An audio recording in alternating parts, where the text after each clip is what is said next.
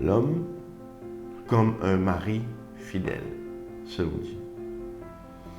Là, nous rentrons directement là où le problème a été. La parole de Dieu déclare, quand Dieu fit créer l'homme et la femme à son image, il trouve cela bon. À un moment donné, il dit, il n'est pas bon que l'homme soit seul. Alors Dieu créa la femme des côtes du mari, afin qu'il est capable d'être son aide, son semblable, et qui désormais, il dit, l'homme quittera son père et sa mère, s'attachera à sa femme, et les deux ne seront plus qu'une seule chair. Donc il va de soi que la femme aussi quitte tout, les deux quittent tous, deviennent un seul, et les autres vivent comme un seul être. Dans les profondeurs, la définition chrétienne, c'est que l'homme et la femme deviennent un, et ils ont pensé pareil, ils ont l'idée pareille, ils ont l'équerre à la même direction, et bien sûr, ils ont la foi est pareil, et c'est ce qui fait le succès du mariage selon les valeurs chrétiennes. L'homme et la femme, c'est indistinctement de faire pour être ensemble. Donc l'homme, nous reconnaître le mariage comme étant l'union de l'homme et de la femme. Et aujourd'hui, on veut dire un mari fidèle. Premier d'abord, laisse-nous comprendre qu'être un mari, c'est un rôle, ça.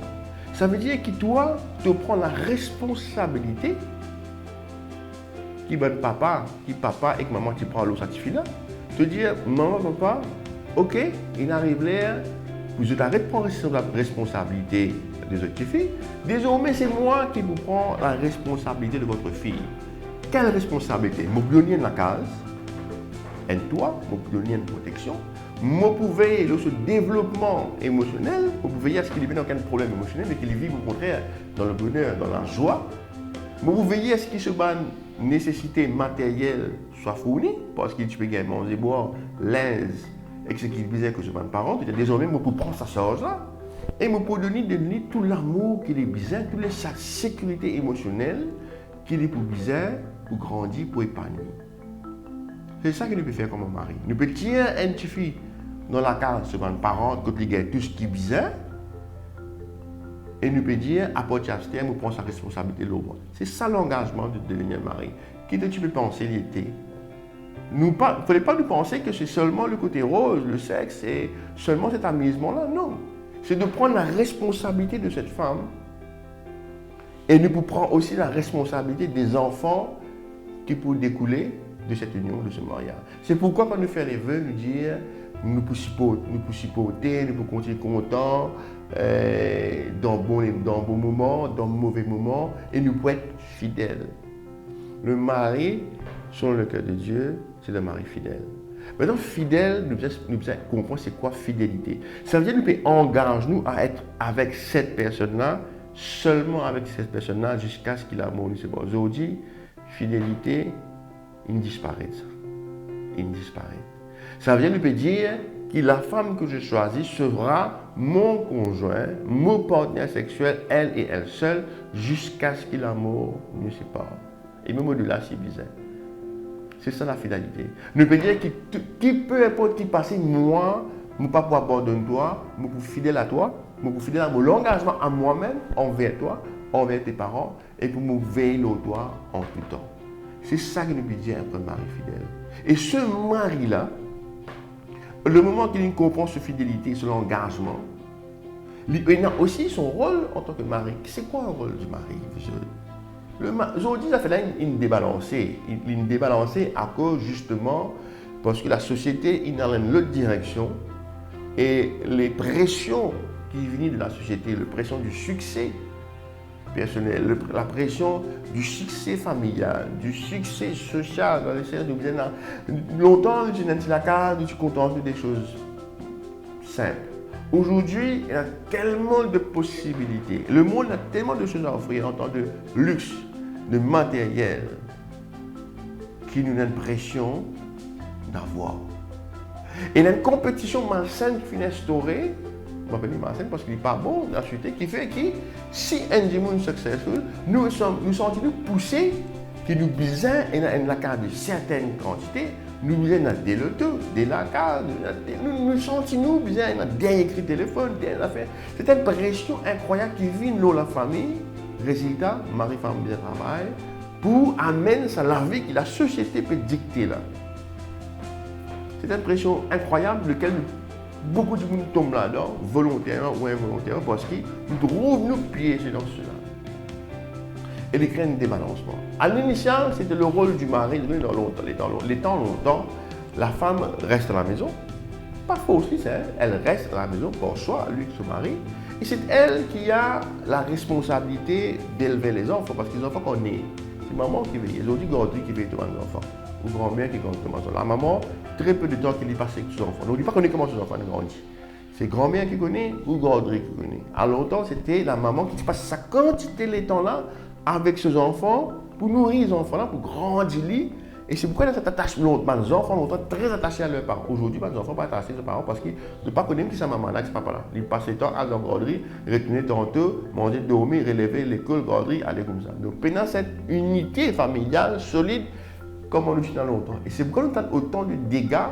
Les enfants peuvent battre maman, nous ne pas tirer ça, parce qu'il y a cet amour qui est une bâtisse parce que tu passes beaucoup de temps avec nos enfants. Oui, depuis qu'on dit du mari. Longtemps, le mari a cette responsabilité que lui, les pouvoirs ont besoin de la famille, pendant que la femme pouvoir aux besoins émotionnels nécessaires, parentaux de la famille. Maintenant, ça c'est l'idéal. Nous ne pas retrouver ça trop aujourd'hui, parce que, comme on me dit, la pression financière, nous sont énormes. La vie coûte, la vie est chère.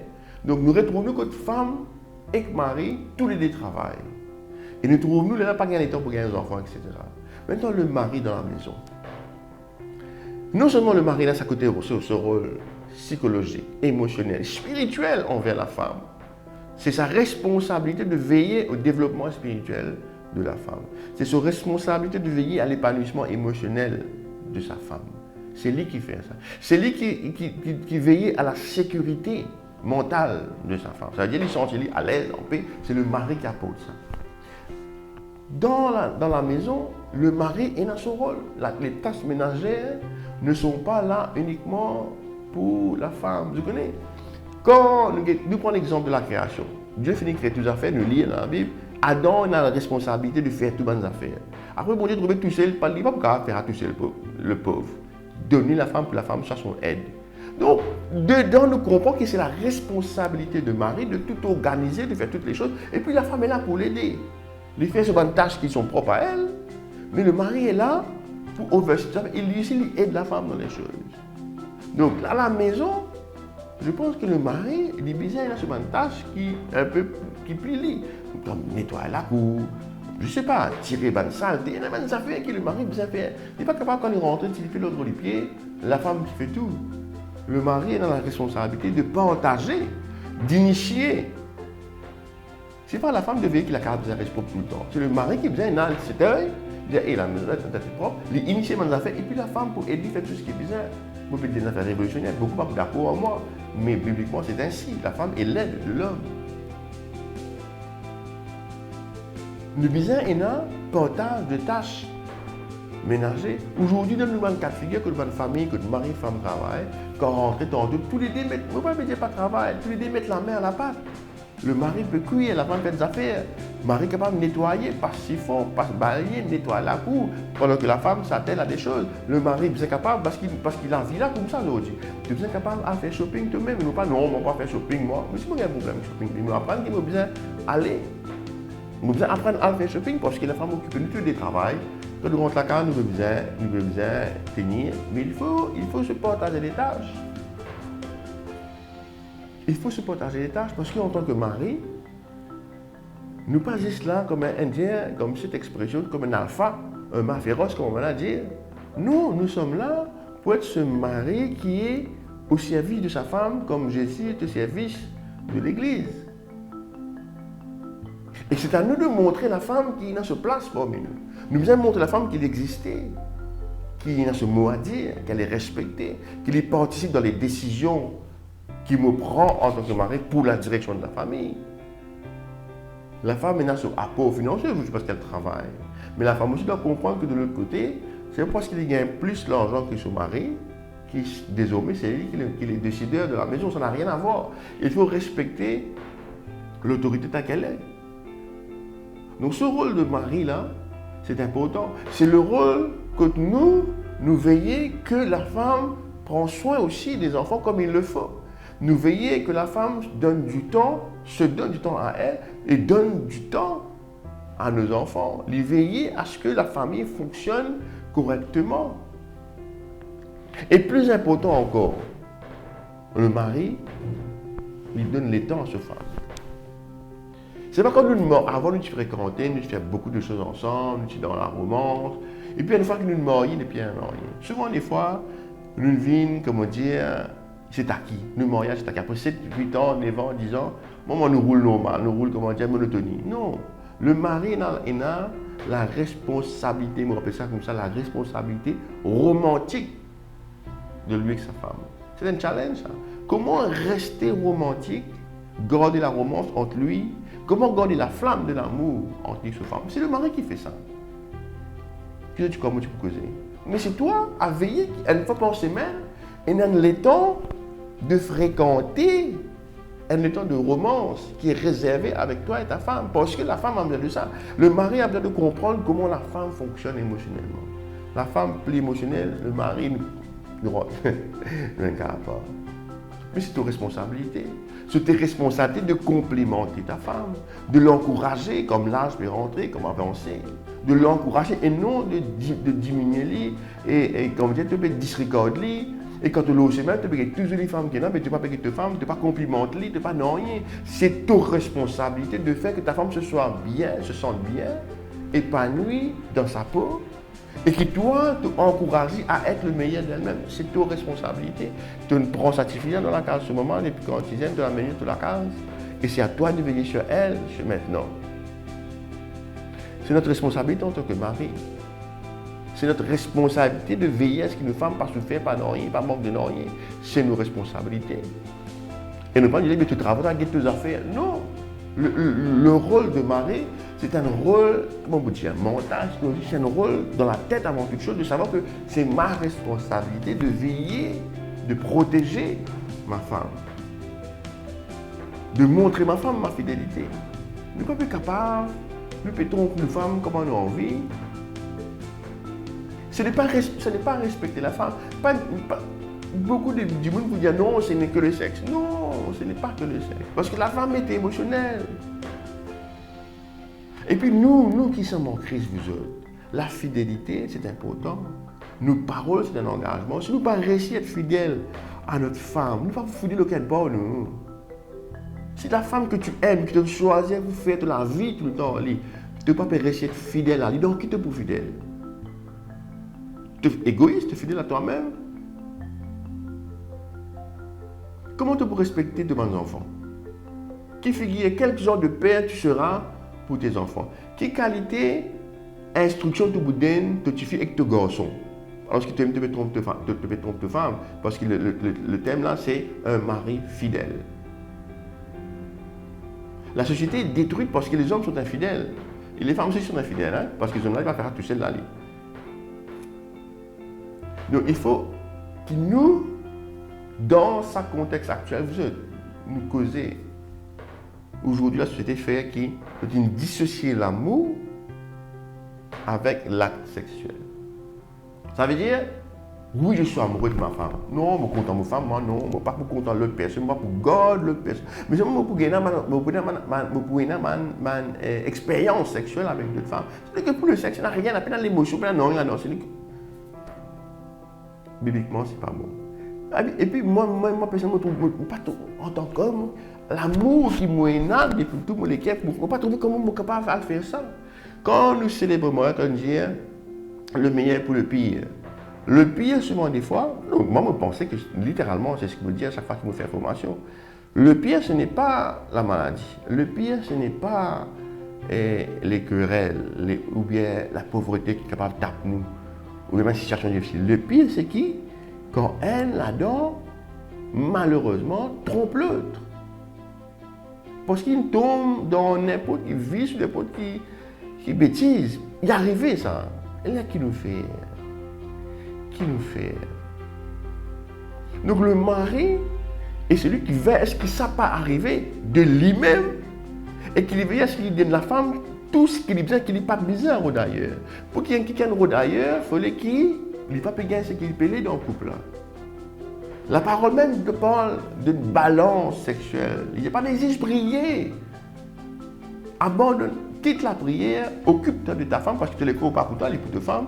Pareil pour la femme, tu es le corps pour ton mari. Ayez des relations parce que c'est normal ça.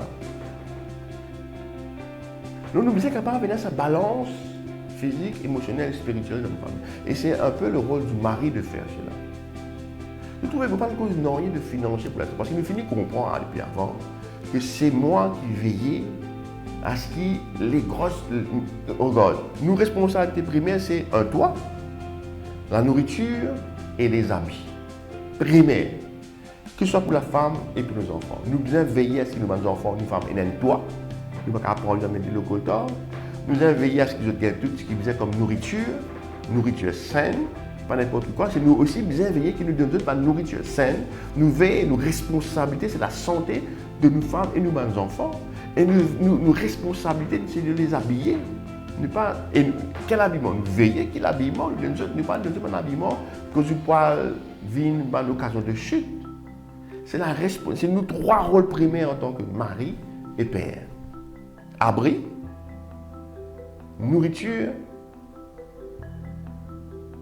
et vêtements. Ça, nous besoin. Et quatrième, éducation. Ça, nous besoin veiller. C'est le rôle du mari de veiller que ces quatre piliers-là, il peut fournir ces quatre piliers-là. Monnaie dans la case pour un abri pour mes enfants et pour nos femmes, pour nous rester. Monnaie de manger boire qui est besoin pour nous vivre. Monnaie de vêtements pour nous manger tout nu, pour nous habiller.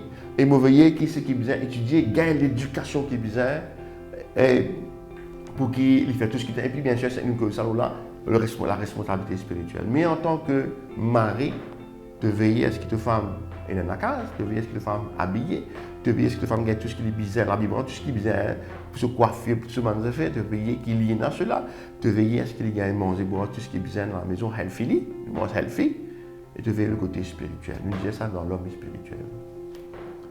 Donc le mari se doit d'être un mari sur le cœur de Dieu. La parole dit comme ça. Le mari doit aimer sa femme comme Christ a aimé l'Église jusqu'à ce qu'il donne sur la vie pour lui. Sa quantité-là nous est pour nos femmes. Est-ce qu'il nous est bien marié? Est-ce qu'il nous prend le temps pour attendre? Comment se fait-il qu'il y a autant de divorces? L'amour. Le mari doit aimer sa femme, doit démontrer son amour pour sa femme. Les gestes de gentlemanship, comment me dire, envers sa femme. Accompagne ta femme à le bazar, accompagne ta femme dans les places, soyez capable de madame pour la monter. Ces gestes d'amour qui fait la femme se sentir, je suis aimé par mon mari, j'ai le regard, l'attention de mon mari. C'est très important, c'est nous qui faisons ça. Elle le mari pour venir occuper de femme, sinon. Elle le pour occuper de femme. C'est mon cause créole, comment nous comprenons. Parce qu'elle a besoin de cette affection. Et nous devons donner sur l'affection. Nous devons prendre soin, masser les pieds. Nous devons besoin montrer des conférences. Nous devons prendre soin de la femme elle-même comme une femme. C'est parce qu'il travaille, il y a une CEO, quand elle retourne dans la maison, elle est une femme. Quand nous rentrons la case, nous rôles, nos positions, fini ça. Nous sommes un homme, un mari et une femme dans la maison. Pareil, et là, nous vivons comme un homme et une femme, comme un mari et une épouse dans la case. Donc, essayez de réfléchir là, en tant que mari, qu'est-ce que je fais pour que mes femmes sentent aimées? Qui me peut faire avec mon fidélité qui m'ont juré envers elles? Il n'est jamais trop tard pour se repentir et changer. Un mari n'est pas capable de best friend femme en dehors. Je suis contre ça là. Parce que c'est ton épouse qui vient te dire que tu as une haine. C'est ton épouse qui est ton best friend. De même pour la femme, tu n'es pas capable de best friend garçon en dehors. Pour le couple, pour la sanité du couple, ça ne peut pas être comme ça. Parce que je supposé que tu partages tout et tu partages pas supposé dans secret, secret garden entre mari et femme. Ça ne marche pas. La famille chrétienne ne marche pas comme cela. On va avoir dispute les autres formes Le couple chrétien ne fonctionne pas comme cela. Nous faisons haine. Et nous avons à cause tout sans secret le mari et la femme. C'est ça qui fait nous solidifier. C'est ça qui nous inculque à nos enfants. C'est ce qui fait la différence. C'est ce qui fait que la famille succès. C'est ce qui fait que nos enfants ont envie d'être des parents demain. Et c'est le rôle du mari de faire cela. C'est le rôle du mari de faire cela. Donc réfléchis bien là. Prenez le temps. Dites qui ne peut pas faire bien, qui ne peut pas faire bien. Et laissez dire, moi pour être un mari, moi, je m'entendais un peu, je ne suis pas expert, mais je vais apprendre beaucoup d'affaires. Au fur et à mesure qu'il me fait ça dans le workshop, à chaque fois, je découvre qu'il m'apprend de nouvelles affaires, moi réalise certaines choses qui me pisaient au cours de ma vie moi-même, jusqu'à maintenant. Je me dis la dernière fois, moi à l'université du mariage, 21 ans, je suis à l'université là, tous les jours, je ne sais pas apprendre. Non, mais être marié, c'est difficile. Aujourd'hui, dans le contexte actuel, c'est difficile. D'ailleurs, je prends une session de la femme parce que être une femme aussi, c'est difficile. Les choses changent, le monde change, la culture change. Mais nous ne devrions pas que ce que Dieu dit de nous, ce qui nous a été, nous changer. Et nous pouvons nous prendre plaisir à être mariés. Quand on a la fidélité, quand on a la confiance, vous êtes quand on est fidèle, on a confiance, on a qui tracasse, on a confiance, on a méfiance, on a un conflit, on a questionnement, on a tant de choses. Mais quand on a la fidélité, on a la confiance totale, nous vivons extrêmement bien. Nous payons tout simplement un problème là. Quand on a la confiance qui flotte, on a doute, on a critique, on a suspicion, on a tout ça, on a une liberté de vivre entre le mari et la femme. Et les enfants, il y a la paix, un bonheur, une happiness qui règne. Il y a une oneness, une togetherness qui règne. Incroyable. Laisse-nous vivre tout ça. Pas écoute ce que les autres peuvent dire en dehors. Pas l'histoire de ton que c'est mais 4-5 femmes, il y a une expérience. Pas écoute tout ça. Sois fidèle à ta femme, à ton propre engagement d'être fidèle à ta femme. C'est là ce peu énorme fidèle aujourd'hui. C'est parce que tous les jours, nous un pont qui nous faisait prendre ce chemin-là. C'est parce que tout le monde qui est là-haut, nous besoin d'être là-haut. Non. Soyons fidèles. Soyons un mari selon le cœur de Dieu. Soyons des maris fidèles dans cette génération. Le prochain fois, nous avons un autre point encore.